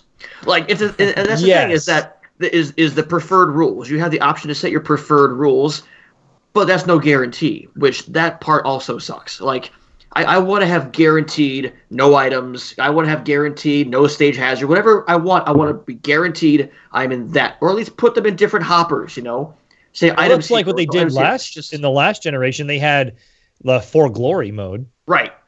That was your 1v1, no items, like, go play. Yeah. Like, go play, like, competitively, or, go play for fun. And I wonder if that was Sakurai's way of kind of, I don't know if I want to say sticking it to the competitive community, but I mean, I don't think it's any secret that he is not a fan of the idea of Smash as a competitive game. That was never his vision for Smash. So I wonder if he stuck that, this is all going to be variable. I wonder if that's his way to kind of put a kibosh on online training or something like that. I don't know, because all the interviews he did, like, right, and the dude's, real close to a damn, like, mastermind. But anyway, like, in all the interviews he did, it seemed like he pretty much came around to this game being competitive, like being a competitive, like, multiplayer, like, fighting game, essentially. Which I know a lot of people are like, oh, it's a party game. But, I think he pretty much came around to it. The way that they made the controls and the ability to do a short hop, like, attack easier in this game versus, like, what you had to do in Melee, for example. I don't want to get too technical and get into all that, the stuff I've been doing. But, like, that's what I'm talking about. Like, I think he kind of came around to that. But that does raise an interesting question, because they could have just kept what they had before and been like, For Glory mode, everybody else wants to play with items and have fun, you can go over here. And I hope they do that at some point. I hope in the future updates they can do that. And really, I want them to also look at that battle arena idea and retool that a bit, because that is overcomplicated as heck and barely works for me sometimes. So you basically have, with battle lobbies, you're creating kind of an arcade, like, next man up kind of deal. Right. Like the quarter on the machine, a rotating style. With the boxing ring. Yeah, this is dumb. So you choose, kind of Street Fighter V, you choose your character and your preferred stage, the word preferred again. You have the 4 people, or maybe in the ring. So you have a ring, stands, and the entrance ramp on your screen. Yep, and you place your token on the waiting ramp if you want to go next in the rotation, or put it in the stands to watch. And if the host quits the lobby, it just is gone. Like, you get kicked out of the lobby. And this is overcomplicated as heck and really needs to get retooled, I think. So you can search for friends arenas, which is a kind of cool idea, or public ones. But if I were to make a room, you guys wouldn't know my room or my room ID unless I would text you outside of the game. Right. So it's just... But that's part of the Nintendo Online being junky outside of Smash as well. And using the like, oh, Splatoon needs a separate app to communicate. Right. So that goes into a different, like, we gotta hurry. He's losing his mind. No, I just want to say that, Jeff, I agree with you with what you're saying for the most part. The online play, I haven't had any lag or any issues on my end. I've heard that people are saying that if they have a... So what's so special about your end? I don't know. I mean, Jeff's not having issues either. My end is glorious. Speeds. And I am running Wi-Fi. Granted, I only played upstairs, and you have my to run router's Wi-Fi. right There's next no to LAN adapter on the Switch. There is. Well, there's It one is. that's sold What's separately. your connection speed? Yes, and you can buy third-party ones that do work that are actually better than the Nintendo one that you can get. It's Right. cheaper No, that's because it blasphemy. runs USB 3.0. Brandon earthquake. Sorry. It runs USB 3.0, which the Nintendo one only runs USB 2.0. Pulse of Des Moines, Iowa. Yeah. I guess the glorified answer to the online question is, when I'm playing it, I have no problem. It's the act of playing it that's annoying as hell. Do you think that the lag issues are kind of being exaggerated? Yes.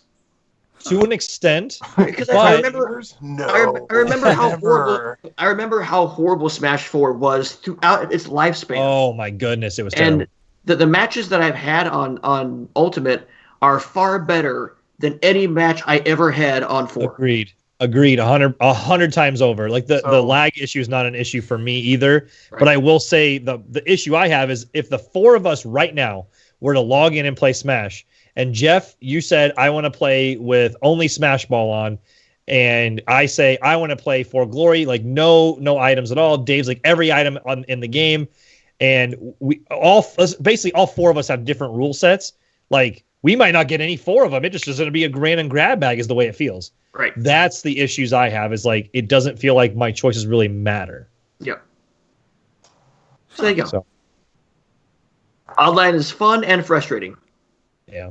So I guess my other question would be for Nintendo players, because Nintendo, first of all, Jeff, you are turning into like a digital skeleton right now. I don't know what's going on with you on my end, but anybody else seeing that? No. Okay, I don't know what's going on. Anyways, okay. That's just my radiant glow, man. Oh my gosh. Okay. Is it There like you go. is it like Back to normal. they I don't live know what over there?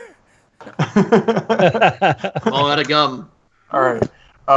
Anyways, so obviously Nintendo's never been a big fan of graphics over gameplay, and the fan base has definitely gone to that medium as well. Do you think that some of the fan base hasn't really jumped onto the whole, updated servers as everybody else, or updated internet speeds that everybody else has? Or, I mean, could that be a culprit to it? Or As far as the lag, I don't know about that.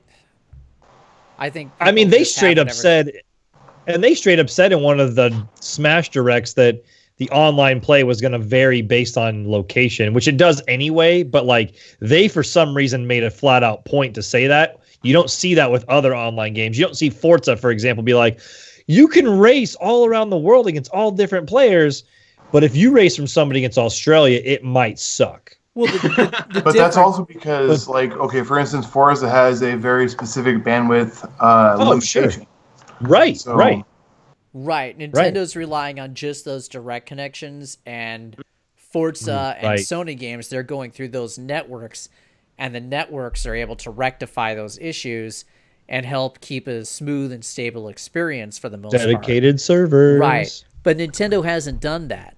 Nintendo has just put up a digital Berlin Wall around the ability to play video games online. And they even had Sakurai pitch like, for the best experience, get the Ethernet like LAN adapter for the best online play. Or Smash. I mean, we all know that wired is the better connection to begin with, but I mean, it's 2018, going to be 2019. At some point, there's going to be Wi-Fi like anywhere you go. Yeah. Yeah, I mean, really. For a handheld that you can take anywhere. Yeah, I mean, for instance, my computer is still hooked up to the to a direct line, but I mean, we are to the point now where, I remember working at GameStop and actually convincing people out of wireless remotes and wireless controllers because the latency was not there, Sure. Whereas today, you literally don't know the difference whatsoever, whether it's wireless. I mean, unless you're a true pro gamer and you know the milliseconds. I mean, yeah, we're definitely getting to that point where it's not going to matter anymore soon. Yeah, well, especially a good game. Smash Ultimate's a good game, really good game. Yeah, there you go. Smash Ultimate, just kind of like my thoughts real quick. Just really, really, really, really good game. Good single player, good like multiplayer, like decent online play. It's just convoluted and it needs some work, and they need dedicated servers. They just for a game like this, they need it. Yep. Well, I'm so happy this game didn't launch when the online service launched. To me, it kind of proves that Nintendo Online is just a fraud. Really. Well, and that's another subject. I mean, we can dive into that too. Like Jeff and I just did. Right. I'm just saying, Jeff and I just did our first 7-day trial, like as of Friday. Yeah. Well, okay, here's one other aspect of it, too, is that anytime that a new multiplayer online game comes out, there's always a buffer period where, obviously, everybody comes on all at once, and you've got millions of people playing all at the same time, and the developers and Nintendo, for instance, they know that that's not going to happen, so they don't pay for all those servers because they know it's going to die off eventually. And that may be what we're coming to here. I mean, is that a possibility too, or? I think Nintendo just doesn't pay because they don't want to shell out the money for it. But I mean, literally in a month, you'll see probably at least a third or a fourth of the player base drop off. Yeah. Sure. Well, yeah, and I mean, like, for example, one of the biggest multiplayer games in the world, like Call of Duty every year. You see it just balloons right at the beginning and explodes, and then next thing you know, like you said, a month or 2 months later, until the next DLC that comes out, and the maps and different things, it'll die off a little bit. I think you see it increase actually. When DLC drops, you'll see people come back to it. Yeah, when DLC comes out, it will increase. But like until that, you might see the player base like after like a month or two, it might drop off until that DLC comes out, because when a game first comes out, it's so fresh. Look at World of Warcraft. Look at World of Warcraft. Yeah, I mean that's the trend I've seen throughout the spectrum of multiplayer is that for the first week there's all kinds of DLC or there's all kinds of problems with people connecting and all that stuff because they didn't pay for the service they needed, and then once the player count dies off to the people who are really wanting to play and not just the quick looky-loos, it balances out. I don't know. To someone like me though, it's shied me away from buying Smash. Well, like once I heard that the online wasn't good, I said, nope, that's it. I'm not buying it. But that makes Jeff happy because he gets to play and you don't really have to be involved. But the thing is Dave's right. His misery does not make me happy. Shut up, Brendan. But Dave's kind of right, though. If you think about it, Dave's kind of right, though. I mean, how many people did wait just because they're like, all right, first off, I'm not 100% sold maybe on Smash or something. And they're like, okay, now I'm hearing the online's kind of not there. And like, they don't have the couch co-op like we could have. So they want to play online and they can't because maybe the online sucks. So, that's where, like I said, games like Forza, Call of Duty, even Fortnite, if they're online, they're, the netcode and the different experiences online sucked. I mean, that player base would dwindle to nothing because, I mean, even look at Dead by Daylight, a game that I play.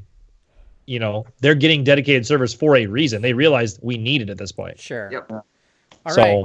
And to segue into my expertise, I mean, Oh, yeah. Forza, for instance, I remember, playing Forza, the original Forza on Xbox Live and Forza 2, and the people who had the horrible connections. I mean, they were you would see them floating off into space. Yep. It was the most ridiculous thing I've ever seen. So I mean, games like Forza or Quake Champions or other games like that need, well, and I guess to be fair, Smash Brothers, that need direct correlation between players. It's something that definitely has to grow, but I think this is the first time that Nintendo really, well, I guess Mario Kart 8 or something like that. They've had several other options, but this is the first one that's really been a true competitive version of a Nintendo game. So, I think my point is, if they're going to make you pay for an online service, then they damn well better provide a service or something, and they haven't. They haven't built an infrastructure. They've just said, how can we gate these games off and force people to pay for them? That's all they've done. It's highway robbery. And this is, we don't really have the time to delve into this too deeply, but this is a whole other podcast rant. I'll just say personally, I'm ticked at Nintendo, and I'm ticked at the Nintendo fans, the Nintendo community out there that just keeps giving them pass after pass after pass. Like, Smash Wii U was, bless you, Smash Wii U, terrible online. Well, it's okay. The online's free. We don't have to worry. You don't have to pay for it like you do on Sony and Microsoft. So you just be thankful for your terrible online. Okay, well, that's fine. Well, now we've got. Sorry, man. That's all right. I don't know what's going on now there. we've got terrible. He online. is allergic to Nintendo Online. Now we got Smash Ultimate online is terrible. Right. We don't have dedicated servers, and the community is saying, well, be thankful that it's only $20 a year, and you get some NES games. So I mean, you don't want to pay $60 a year like the other guys. But that's not a good service, Dave. I'm telling you from experience, it's a bad service. What, the Nintendo? The NES games that come with it. Oh, it's yeah, not, no, I'm not arguing. No, it's bad. I'm just saying that's what the Nintendo apologists are saying. You know what? I agree with you 110%. Yes. As a Nintendo fan, I am not giving them a pass on this. If it wasn't for Smash, I would not have even done the free trial. I would have just said, screw it. I don't need to play Mario Kart Online. But you're hooked now. Well, here's the thing. I'm ticked. Well, I'm not. I already discontinued my resubscribe. So you're just not going to play Smash Online? I'm not sure yet. I don't know if it's worth it. I'm trying to see about finding a group of people to pay a little less price and do the family plan. The issues with people, at least with Justin and I, with Smash, is not Nintendo Online's fault, because Nintendo Online is the actual act of playing the game, which we have not had issues with. The issue is how the online is built within Smash. That's more a Smash fault, not a Nintendo Online umbrella fault. Right, I agree with that. I get the point, but there's the counterpoint is that part's not that specific point is not part of online. But I don't care about that. I just do want to pay for online. Well, right, because again, just like that Xbox sounds like Live, Homer Simpson. That was amazing. But just like Xbox Live and just like PlayStation Network and just like EA Origins Access Premier, you're just like all these different things that you have to pay. You're having to pay for these subscriptions. So at some point, one is enough. Already, we're past it. We're past it. Right. And I'm saying like $20 a year isn't a lot of money. Sure. Nintendo apologist. Hold on. It's not a lot of money to us, but bullshit. For some people, no, a lot of money for me here. But Where's for some my people, foghorn? But for some people, it is. And here's the thing: even if for me, I don't feel like it's a lot of money. I'm like, sure, I could fork over $20 a month, or I could get 7 or 8 people to pitch in for the $35 one and do the family plan, and we all pay a little bit. I still don't know that I would buy it. Get us to go in on this family plan. No, I don't want to. I don't know that I want to do that. That's what this is all about. Every other sentence is like, by the way, if you go in on this family plan, it's a lot cheaper. If you want to be my family. But that's the thing is, I don't even know that I would do that, because that's the thing is, I don't know that I want to ask you guys to pay for something, because we're not good enough to be in your family plan. I'm not even like convinced that I want to continue it. That's why I canceled the re-up already. So you want a divorce now. Thanks. Yeah. Thanks a lot. God, So I last meant time nothing I to meet you. you in the middle. Oh no, God, please. All right, Anyway, gents, look. we got it. The go home music is getting ready to play. Yeah. Let's talk just a little bit. Brandon, your area of expertise, Oh Forza my goodness. Motorsports. Tell us what's the latest news in the world of Forza Horizon 4, and I know there was an update to Forza 7, and then talk to us just a little bit about your experience. You ran or helped run, like, let me see if I get this straight. It was like the largest Forza forum that was not affiliated with Turn 10. Is that correct? Yes. All right. Yeah, it's actually been about 3 years ago. I've just recently got re-involved with them here, but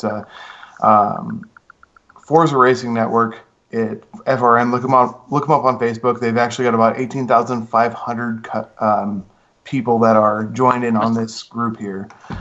When I was originally with them, they were at about 10,000, so they have expanded exponentially since I've been involved.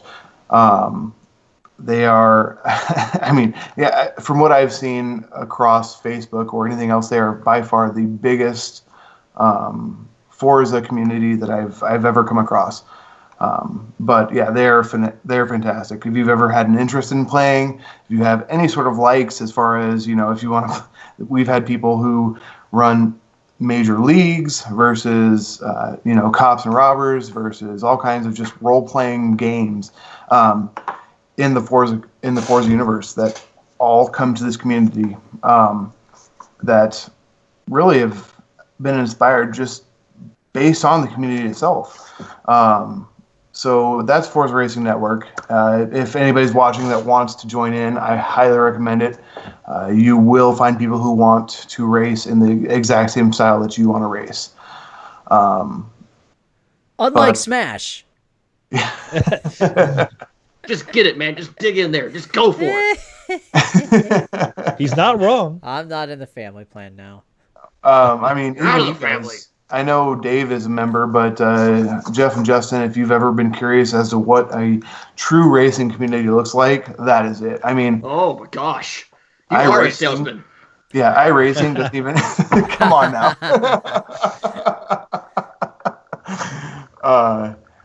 I would even venture to say that iRacing community, as broken as it is not nearly as involved as the FRN. I actually posted a simple post about what was your first car you've ever, or what's the first car you ever buy whenever you buy a new Forza Motorsports game.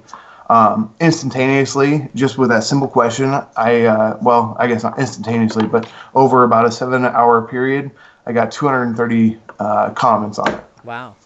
So, I mean, yeah, it's a huge community. How to make friends. Yes. I finally feel like I belong to something besides, slowly playing rivals modes and yeah. So anyways, so that's Forza Racing Network. Brent Janito, huge throw out to him because he is the one who actually developed everything. I don't know how he did it because it was a conglomerate of all the admins and myself and everybody else that really kind of threw us all together. But yeah, it's mind-boggling how much this actually blew up. So that's Forza Racing Network. As far as updates go, Forza Motorsport 7 just had a massive update as far as the actual overall look. Gran Turismo did this a while back, and it wasn't, I mean, if you look at all the Gran Turismo games, I've played those too. If you look at those, they've definitely grown over time. What you have with Forza Motorsport 7 is they have truly refined everything that they need in the motorsports franchise. Does it involve oil for your chair? It do not have oil. No, I'm sorry. No, I will grease that up after this. But WD-40 on that. And actually, that's one thing they don't have the Gran Turismo has is oil changes subsequently. So there's still oil change. I'm done. I'm out. Take it back. I know oil changes and car washes. They're just not there. I don't know what happened, but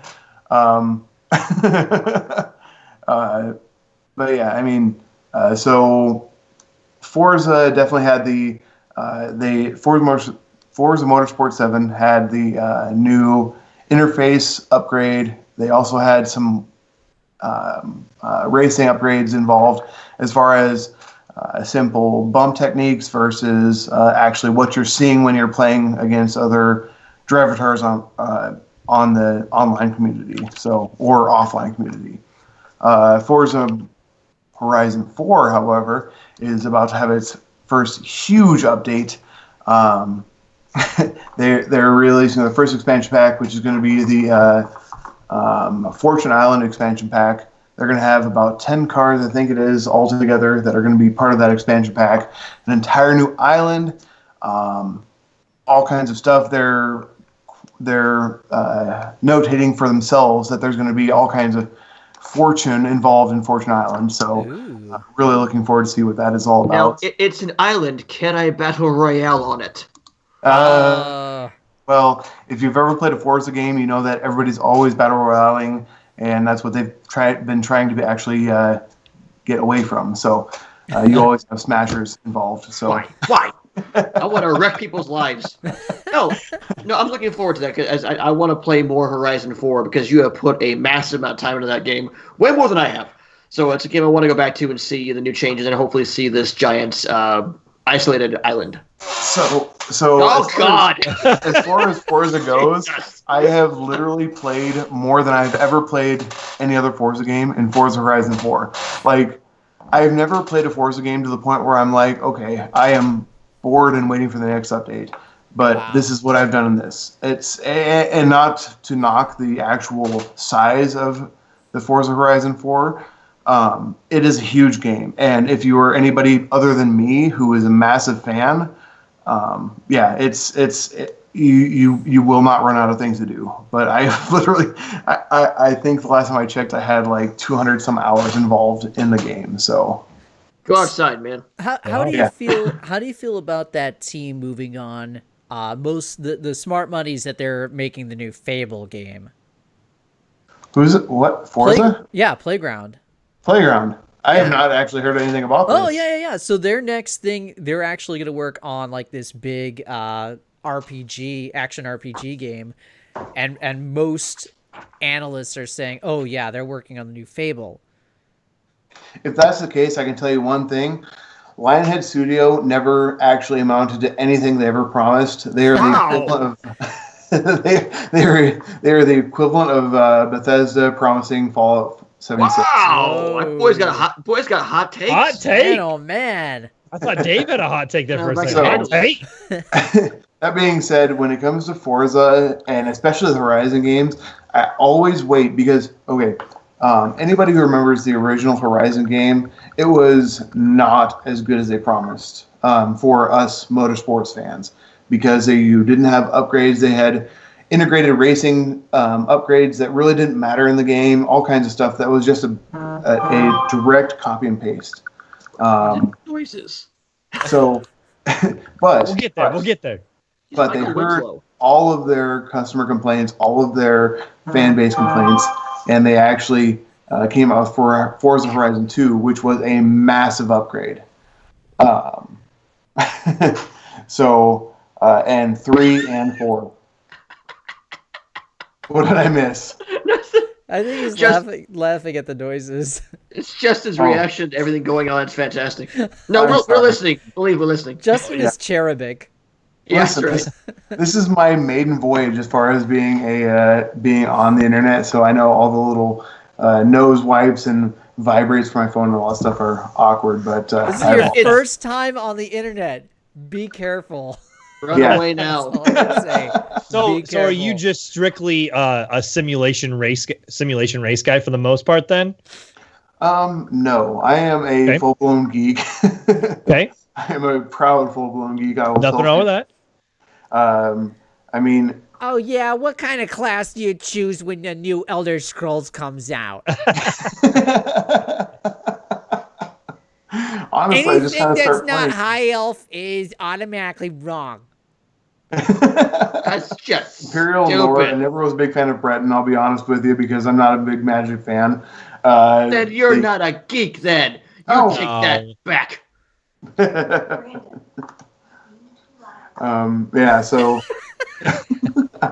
I'm being too loud, guys. I'm sorry. Soften it up, Brandon. I'm sorry. You or us yelling at you? Yeah, which one's too loud? All right. Boys, It is after the hour, so it's about time to bring this one home. Let's take this thing home. By God, I'm gonna be playing some Forza Horizon 4 after this, is because you get me excited to play some of that. Now that I've got the Smash stuff behind me for a little bit, I will still play Smash, but I gotta get back into Spider-Man, Red Dead. I need to get back into those other games that I've skipped on. So I'll do that. Spider-Man. Of course, check out NerdBacon.com. My review for Soul Calibur 6 just went up yesterday, and I like what I do. So you people should check it out and see what you think. It's a very nice review, yes. Thank you. I was looking for some backup here. No, but my review went up. So check that out. Of course, I'll be streaming over at twitch.tv/Jefferoth. And of course, you can follow me on Twitter at Jefferoth. Justin, go ahead. I'll be playing probably a little more Smash because, I mean, why not? I really want to dive a little bit deeper into the World of Light, which we didn't talk a little bit about. But I'm also got a couple other things in the works. I need to get back on a few other projects that I have, obviously with family and having a daughter, have taken things away from me. But you should raise the daughter. I'm gonna get into a few other projects, which I can talk about a little more off of the air. But otherwise, just check everything out at NerdBacon.com. Make sure you follow us on social media. So Facebook, Twitter, Instagram, God, whatever else we're on. Make sure you listen to the podcast. You can also follow me at Level Up Justin on pretty much any social media you can think of. And that's pretty much my spiel. Dave. Maybe someday I'll touch a game again. Yes. I have faith in you. I did play the closed Did you get the messenger of a little game called Anthem? Yes, you did. You played the Anthem alpha. That's right. It's not bad. I am a little bit more impressed with it than I was. I will say this: the game is just beautiful, and I'm playing on a base PS4 here. But I was very surprised at how pretty this game was. Can only imagine on a PC. Yeah. Oh, good to hear. I really liked kind of the single player tutorial mission, but once you got into kind of the open play, then I got really bored really quick. Okay. And then I didn't get a chance to play like the rest of the weekend. So I imagine that being able to squad up with a bunch of people would be really cool. And the mechanic of being able to jump and then fly around is pretty awesome. That sounds great. Yeah. It's like, I'm the Rocketeer. Anyway. That's what I say. But you can follow me at Dave the Watchman. Of course, follow us at nerd_bacon if you're on the Twitter flavor. Otherwise, just check us out at NerdBacon.com. Always some tasty stuff happening on the website. Brandon, for sure. Take it away. Where can we find you? I am on the Cell Runner, Twitter, Mixer, YouTube, all that stuff. And that's one trying L, to really right? get my name out there. What? Cell Runner. Cell is 1L. Yes, 1L. Gotcha. Check Engine Light Runner. That's If we ever get into that, I'll explain that more later. But anyways, the Cell Runner. The Cell Runner. And then coming up, first of all, welcome to the show. We look forward to more in the future. And of course, people check out the stream. You can buy your Nerd Bacon merch. The links on the stream. Also, keep an eye out on Twitter because we'll be announcing the plans for our own personal Game Awards. So we'll be getting that stuff out there on the social media as well. Make sure you're following us and joining us for our big announcement for our own Nerd Bacon Awards. So for all of us at the Game Tasty Show, I am Jeff Roth. I'm Dave the Watchman. I'm Level Up Justin.